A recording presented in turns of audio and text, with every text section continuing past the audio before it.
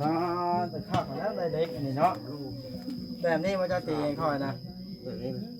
ตีเบิดนี่เฮ็ดดาบโตคือนางจีนนี่เจ้าสิคิดเท่าไหร่นี่ ก็ตีไม่ได้แล้วก็ชุกจะมันลำบาก นี่เฮ็ดเบิดนี่เฮ็ดมีดโตคือนางจีนนี่แหละลงอาคมจำพลังนี่ใหญ่แฮงอันนี้น่ะมันดาบจักใหญ่อันนี้นะ ดาบเป็นไง ดาบตั้งแต่สมัยก่อนมันคักกันแล้วรุ่นนี่เนาะ ดาบสองหูสองหูดาบสองหู อ่า อันหูเดียวเลยมันบุคัก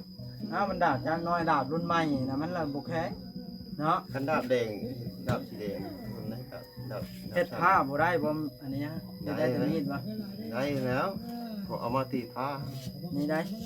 ได้ตี คือสิคมคักเนาะ ได้สีดูว่า ถ้าจะมันแห้งเฮ็ดมีดเอาซ้ำนี่พอดีมีหูแล้วได้ดามมันนี่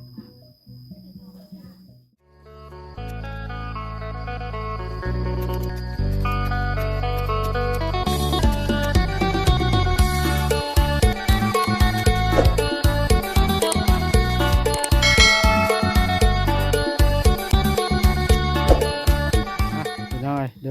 ยเปิดภาพขึ้นก็ได้มาพ่อน้องมาอีกครั้งหนึ่งพี่น้องเลยโตไปหาน้องๆเพิ่นกันเลยพี่น้องบ่ต้องเว้าหลายใหญ่ห้างมันยืดยาวพี่น้องเลยโธ่เราตัดงากอกไปเฮ็ดลักหัวสลาดลักแหลมมาดินี่มันบ่ดอกได้ตัดมาไปเห็นละพัวเพราะว่ามันป่งใบพี่น้องเลยพังไม้กุกกอกนั่นเด้ป่งใบสลุสลาบอยู่โอ้เราต้มน้ำตลอดเนาะเนี่ยนั่นเด้น้องๆก็อยู่นี่เบิดอะไรต้มน้ำเห็นยังอันนี้สบายดีต้มน้ำไว้ชุกนม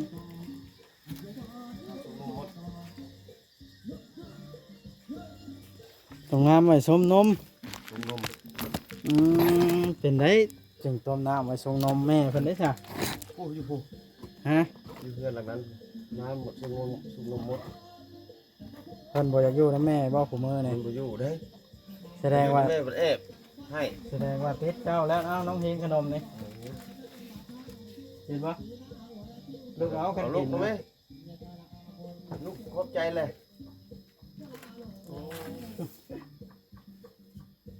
เพิ่นบ่เข้าใจว่า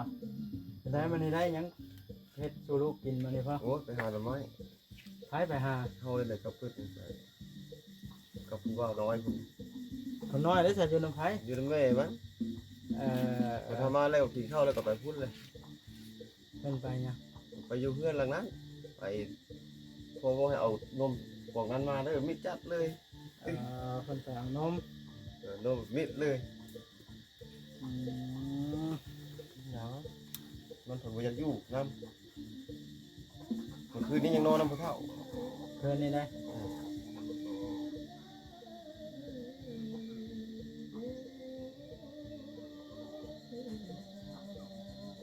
นอนคืนนอนน้ำผู้เฒ่า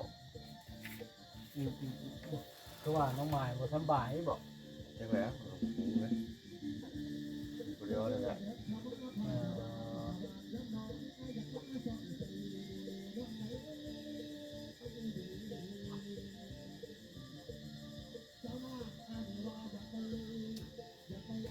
ฮ้อนแดดเนาะฮ้อนแห้งมันนี่แดดก็ได้แต่แท้ ยัดหึงตุกปวดมันเนาะพอดีมันตุกมันหินดิ ใส่ฟังเพลงเนาะบาดนะเพื่อนถ่ายฟังเพลง เตือนแม่นั้น เป็นแม่ไก่ปะ แม่ไก่เงี้ยต้องแม่มันรู้แล้วไก่แม่มันเกิดมันเลยเขาไม่ได้ มักฟังเพลงเนาะ อ๋อตึ๊กเงินหลังนี้เกิดขั้นหลังนั้นโจ้กับหลังนี้ขึ้นเบ็ดมือ เราได้จากบัวยาวคือเก่า เฮ้ย ยาเมาแล้วบ่มันนี่ยาแล้วเนาะบาดไป ไปเอามองไปใส่มันผดน้ำแห้งเลยน้ำลงข้างเลย อยู่ห้วยฮัก อยู่ห้วยเขาว่าวานนี่น้ำแก้ง แกล้งแล้ ไป ว วานนี่คักแล้วว่ามันก็มีผู้เอาลายกับลูก ห้วยเท้าน้ำแกล้งเลย เลยหาหน่อไม้มันว่าเจ๊ที่เขาผิด ตัวหาหน่อไม้อยู่ห้วยเท้าเพราะ ห้วยเขาอยู่ เอ่ออืม เจ๊สิพักสังเงคักเลย ก็แล้ คือ ว เก่งที่หนึ่งเนาะ นานทีนะแกงดูอยู่กับบุคคล การกินคู่มือหลายก็เยอะ ย้อนเนาะ มันยังคือกันเลยการกินตลอดโอ้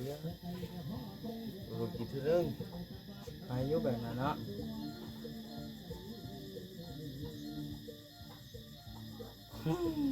เมื่อยนอนแดดเนาะ หากนมาเนาะ เอาก็มาค่อยมาอันนั้นเอาเงินมาให้น้องไหมเมื่อ ไม่ นี้ ว่าจะสิมาแต่ว่านี่คืออะไร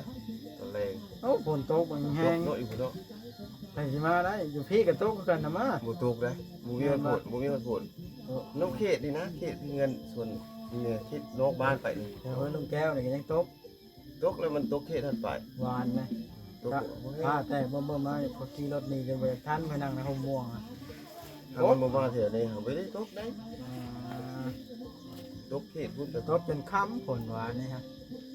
แต่ว่าก็ ตกเครื่องอะไรมันตกเป็นสายแล้ว แต่ว่า มันตกไปทางหนุก แบบโบแห้งอยู่ในบัดเมื่อบ้านคอยอลีบัดตกแต่นั้นทางว่าคอยอยู่อยู่นะแถวกลางบันเดือหงนี่เนาะจ้างน้ำลายแล้วทางนะเอานุ่มน้ำบ่ได้ไปใส่ก็มันเลย เลยไฟ เอ ว่าเจ็บหัว แดดเนาะ ไข่บนบาย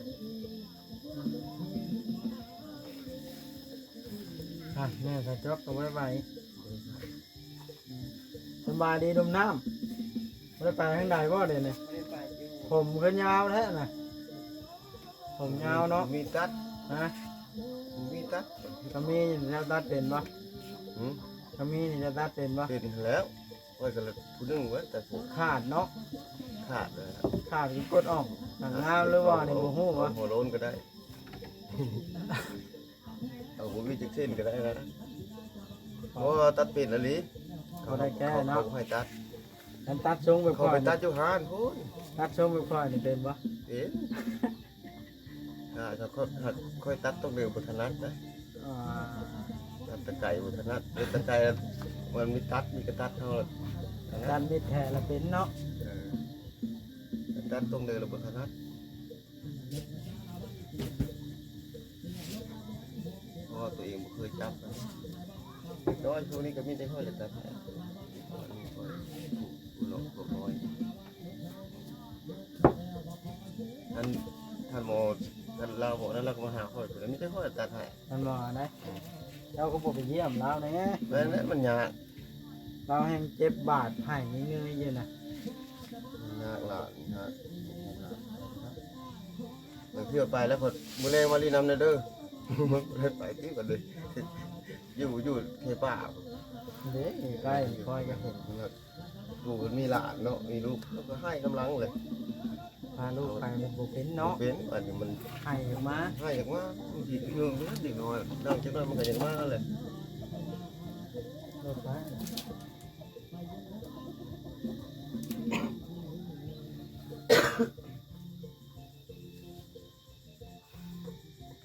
ก็ขนาดพริกกระเข่าขนาดกระมือนี่เนาะ อยู่ในแม่มันให้มันแอบ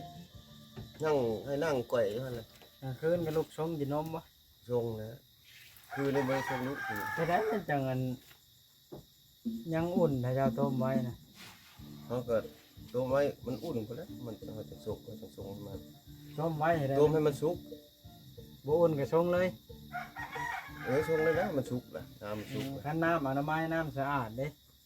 บ่ต้มก็ได้ปะ บ่ต้มก็ได้แล้ววะ มันขาดเชื้ออะไรอย่างนั้น เอา นะ ขาเสือบ่จักแล้วอันนี้เขาต้มให้มันแบบโอ้นั่นแบบให้พญามันตายนะอุ่นกระยามัน ต้องได้สักหนึ่งดูดได้เสือด้วยครับพอจะได้สักหนึ่งคือนี่โชว์เพื่อชงนมชงเพื่อ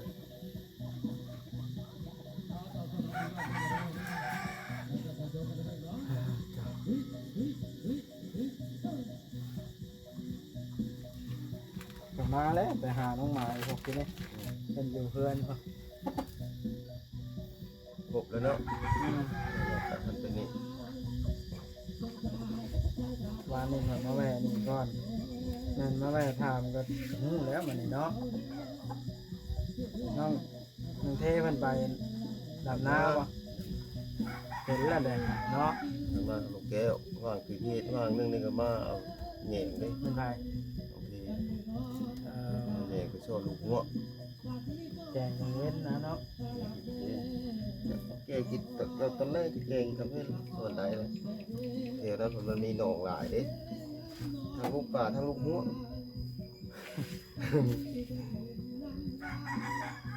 ถ้าบ่กินขนมเลยบ่เห็นเนาะ สิรับแล้วเด้ไม่รับก็บอก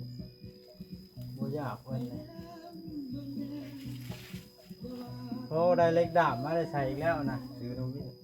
ซื้อน้ำเวียนตัวได้เล็กหนึงน่ะจะเอาไปซื้อน่ะ 30,000บ่ขายแพงจังงวนมันกันเนาะ โอเคยังถือได้ ซื้อไปได้ ถือเลยเขาขายเวียดนี่ขาย อืม เนี่ยดาบหนึ่งมันมี5 โลก็ได้ นี่ได้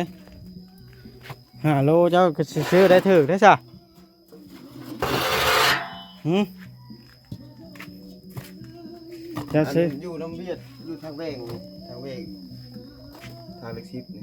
อันใด เขาขายโลหนึ่ง25,000 เล็กนี่แต่ข้าวแล้วได้เล็กอันนี้เนาะ ลูก แบบนี้ว่าจะตีให้ค่อยนะ แบบนี้เลย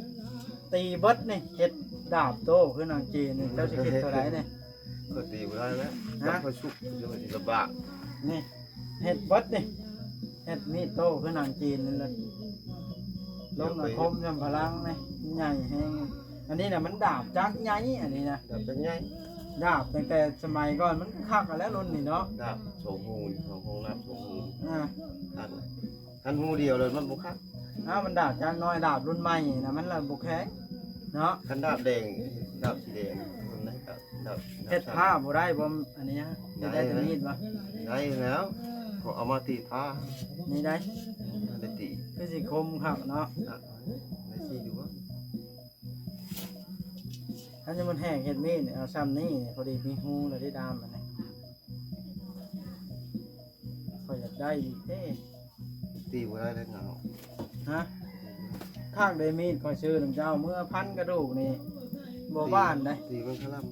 เป็นหยัง บ่คือตีคือตีเป็นอยู่บ่คือ อ้าวนะกันแหกจนชุดนี่ คันมีรถตีมี คิดจะได้กันแหกจนชุดนี่เอาตีงาวนี่ บ่ตี เป็นหยัง ตีมีรถตี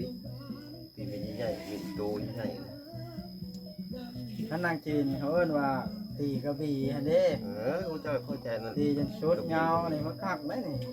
มัดคมได้รุ่นนี่เนาะอันนี้ฮะ อันนั้นเขาเฮ็ดอันนั้นซื้อเลยเขาเฮ็ดแสดงหนังเขา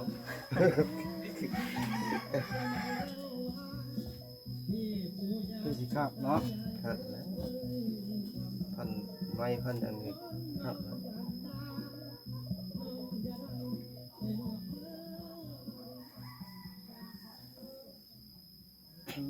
คือสิพอสมควรเด้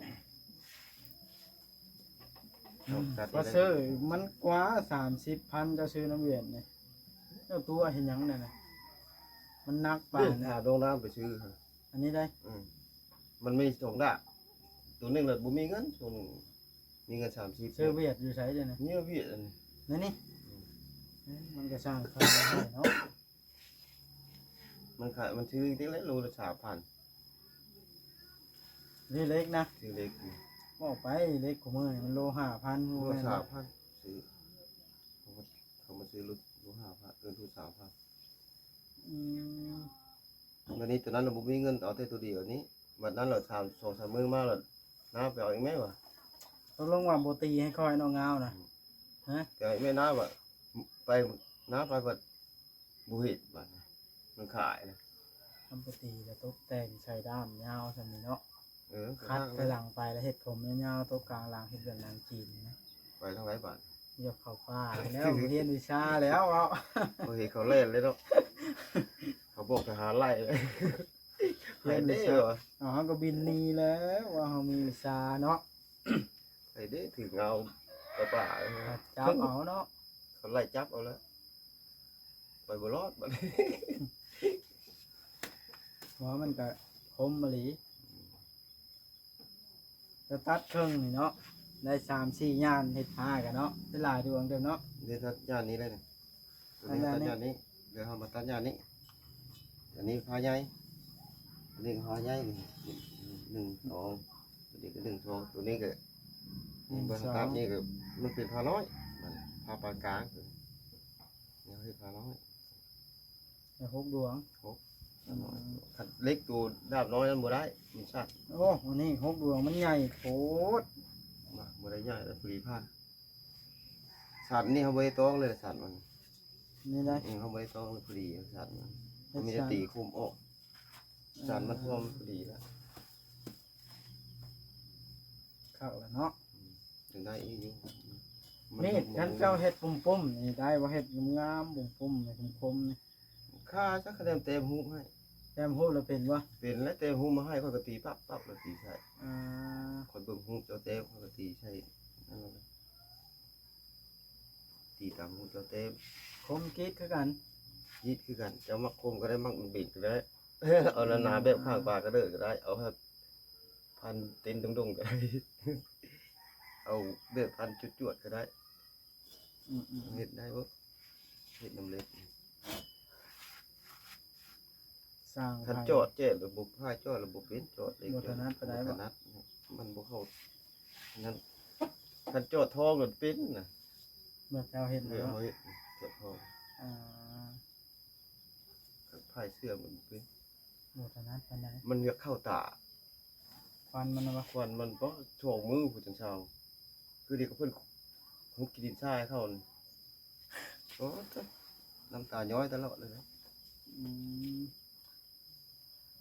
กูมื้อนี่บ่ค่อยมีไผเข้ามาหาเนาะบ่เวียงชัยก็บ่ได้เข้ามาบ่ บ่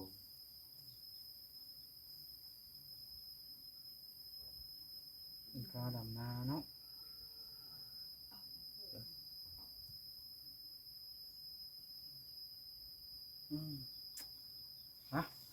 พอสมควรแล้วเบิ่งขอเบิ่งนาทีมันก่อนนะ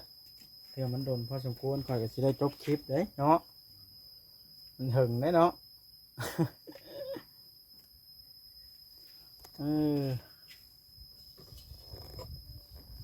อยู่เพื่อนกับลูกชายเพิ่นมาเนี่ยน้องเทว่าเสี่ยวเมียบ่เพิ่นบอกพ่อแล้วบ่ โอ้ยเดี๋ยวมาจะใช้เงินเตก เอ้า จะแล้ว คนเฮามันก็ต้องได้เอาเมียได้ เอาเมีย เจ้าได้ชาตะกี้เจ้าเอาเมียเจ้าเอาเงินมาใช้แต่ง ก็ไปหาเอาเอง เจ้าไปหาเอาเอง เคยเอาเมียค่อยบ่ได้แต่งหลาย เท่าไหร่ หืม เท่าไหร่บ่หลายนะ เอ้าค่อยจะกระโดดค่อยมีแต่เปิด2 ล้านเนี่ย 2 ล้านตะกี้ก็หลายละซ้ำนะ บ่ได้หลายบ่ได้หลายส่วนนะกับกล้วยตัวนึงค้างไว้ ค้างไว้ ค้างไว้กล้วยทำสลึงนึง เอ่อ ค้างไว้ส่งเงิน2 ล้านแล้วก็แล้ว เอาเมีย เอาเลย ลูกไหลเยื่อยๆออกมานะ ไอ้ โอ้เลาะไปเบิดเนาะ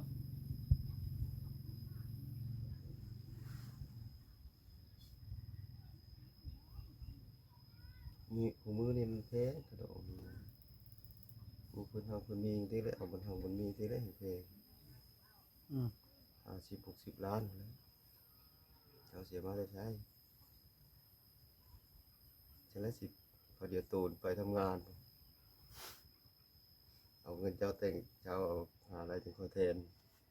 พอเดี๋ยวหาแล้วมา คันหา เอา มักกันนะไปหามาแต่งกันละได้แบบนั้นเนาะเพื่อ พ เฮ็ อ ด เดี๋ยวไปหา เฮ็ดเอาหน้าเอาตาพ่อแม่เนาะ อืม แบบนี้นะ หาแล้วเฮ็ด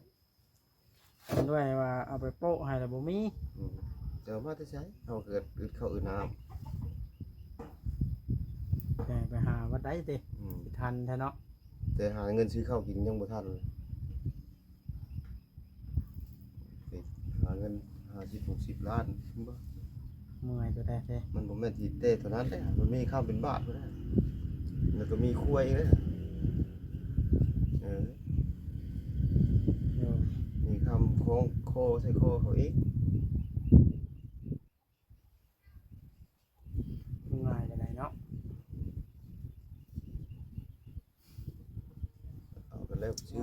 ซื้อเหล้าอีกบ่ได้ง่าย เสีย แต่คมคักดาบนี่มันอันนั้นตีบ่ได้หรอกมันเป็นเล็กอันก้าตัวนี้นะบ่คือดาบจากน้อยเฮาได้ เป็นหยังตีบ่ได้เล็กก้าเพิ่นก็ซุบอ้อน อันนี้มันเป็นดาบเล็กก้าอะไรตัวนี้นะ เพิ่นก็ซุบอ้อนเขาตี เจ้าลองเอาเล็กฉีมาถูแม่มันถูบ่ได้เข้า เพิ่น ได้ ตีเพราะเลข4พู้ บ่ว่าดอก เลข4ของไทยตะกี้หั่นทนได้ติสมัยตะกี้เฮาเอาเลข4อันถูนี่โอ้ยคนมาติดคักอะ เอาเล็กฉีมาถูบ่เข้ากันดาบจากรุ่นนี้ฮะ อันของเวียดแล้วบ่ทนเลข4น่ะ นะโอเคพอน้องไม้ก็จะได้ไปกันเขาเบาจ้อยชาแนลถ่าอยู่ เพิ่นมาแล้วบ่ มาเลย อยู่ใช่เลย พอสิจบคลิปเพิ่นถ่าอยู่ห้องคามพอไปแล่นเอาเงินมาให้น้องไม้ก็เลยแม่อ้าวสบายดีอยู่ดีมีแห้งเด้อเอาใจช่อยค่อยก็ได้ให้เลิกเหล้าได้อลีเถอะ คือว่าน้องไม้ว่าย่ากินแน่แล้ว บ่ได้กิน เงินก็มีอยู่ก็บ่ซื้อเนาะเพื่ออยากจังกินบ่ บ่ได้กินนะนี่เด้ซื้อมีซื้อหยังให้เด็กน้อยต้มกิน เอาพี่น้องเลยกับประมาณนี้แหละเนาะคลิปนี้ก็ได้สิได้ขอจบคลิปลงและเด้อพี่น้องเลย